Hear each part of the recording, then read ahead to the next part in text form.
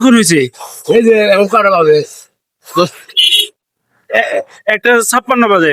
একটা ছাপ্পন নাকি আমি রাস্তায় উঠছি এই যে আমাকে বাসা রাস্তায় উঠছি আপনি লোকজন লোকজন আইলি যে একটা রিক্সা হোন্ডালা ভাই আবার নই গেল কাইটি গেছে এটা নিল গুনাগড় হাউস গুনাগড়া গেল ওই সিএনজি ড্রাইভারের গুনাগড়া দিলাম গাড়ি টাইলো এই যে এই জায়গা ফাঁকাই দিলাম কিছু বন্ধুরা আছে গাড়ি উঠিয়ে দিল ফাঁকা তা দিলাম এই আমি প্রায় ঘটনা করবো তাহলে এই সিএনজি যে অবস্থা কুকুর পড়ছিল নিচে পড়ে গেছিল না?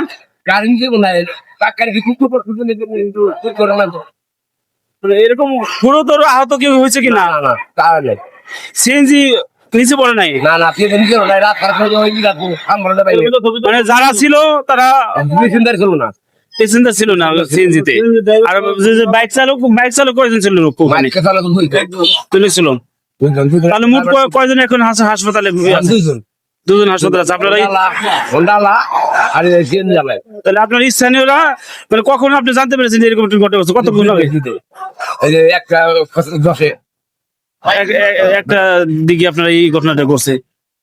সুপ্রিয় দর্শক আসসালামু আলাইকুম, যে যেখান থেকে আমার এই আইবিটি বাংলা দেখে থাকেন সকলের প্রতি কৃতজ্ঞতা এবং শুভকামনা, এবং সবাই যে যে জায়গায় যান না কেন সাবধানতার সাথে আপনারা যাতায়াত করবেন। কেননা দেখুন গতকাল কিন্তু এই কিটিংসর গ্রামে কিন্তু একটি দুর্ঘটনা ঘটে, সেখানে সেই জায়গাতে কিন্তু একজন নিহত সংবাদ আমরা পেয়েছি। এবং আজ কিন্তু এই কিটিংসর গ্রামে যে সিঙ্গার হেমাদপুর যে আঞ্চলিক যে সড়ক, সেই সড়কে কিন্তু আপনাদের এর আগেও জানিয়েছে যে প্রচুর গাড়ির চাপ।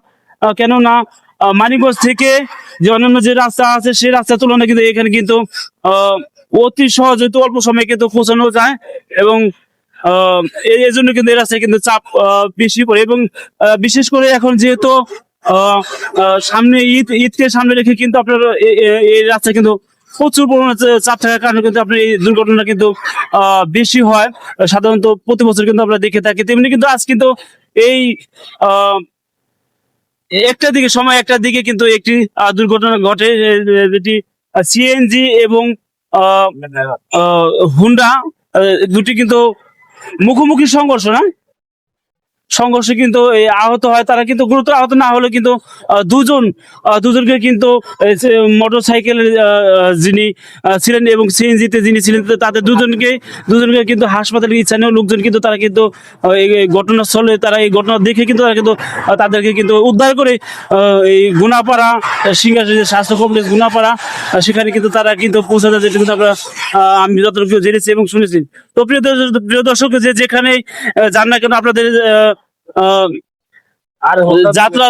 যাত্রা শুভ হোক এবং এমনটা জানি, এবং সবাই নিরাপদে যার জায়গা পৌঁছবেন এমনটা আশা জানি, এবং সকলের প্রতি শুভকামনা জানি আমি বিদায় নিচ্ছি। সবাইকে পবিত্র অগ্রিম ঈদুল আজহা শুভেচ্ছা, ঈদ মুবারক।